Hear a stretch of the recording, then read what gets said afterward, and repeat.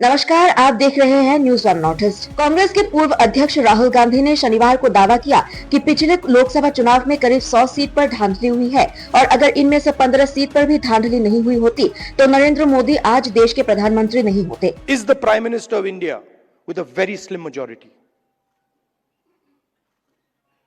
If 10-15 seats were rigged, and we suspect actually the number is much closer to 70, 80, 100. If 15 seats were rigged, he would not be the Prime Minister of India. With no doubt, zero doubt, how a Lok Sabha election is stolen. साथ ही उन्होंने ये दावा भी किया कि जब उन्होंने भूमि अधिग्रहण विधेयक में संशोधन के प्रयास का विरोध किया तो तत्कालीन वित्त मंत्री अरुण जेटली को उन्हें धमकाने के लिए भेजा गया था। लोकसभा में नेता प्रतिपक्ष ने कांग्रेस के विधि, मानवाधिकार और आरटीआई विभाग द्वारा आयोजित वार्षिक विधिक सम्मेलन में इस बात को फिर से दोहराया कि कर्नाटक के एक निर्वाचन क्षेत्र में मतदाता सूची में हेरफेर के जो सबूत मिले हैं वो एटम बम की तरह है। उन्होंने कहा कि अगले कुछ दिनों में इसका सबूत दिया जाएगा कि कैसे लोकसभा चुनाव में धांधली हुई।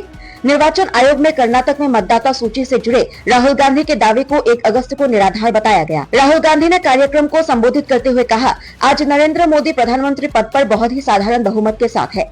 हमारा मानना है कि लोकसभा चुनाव में 70, 80 या 100 सीट तक पर धांधली हुई है। यदि 15 सीट पर भी धांधली नहीं हुई होती तो वो मोदी भारत के प्रधानमंत्री नहीं होते। 6.5 lakh voters vote, 1.5 lakh voters are fake. It's on paper. Documentation that we got from the Election Commission. Voter list that we got from the Election Commission. Physical paper. Where we went comparing photograph by photograph by photograph, name by name by name. 6.5 lakh people. Comparing one photograph to 6.5 lakh other photographs. And I'm proud of the work that the Congress party did. And you will see the shockwave that is going to go through the electoral system when we release this data. It's literally like an atom bomb. उन्होंने कहा कि हम अगले कुछ दिन में यह साबित करने जा रहे हैं कि एक लोकसभा चुनाव में कैसे धांधली हो सकती है और कैसे की गई। लोकसभा में नेता प्रतिपक्ष ने कहा कि 2014 से ही मुझे चुनाव प्रणाली पर संदेह है।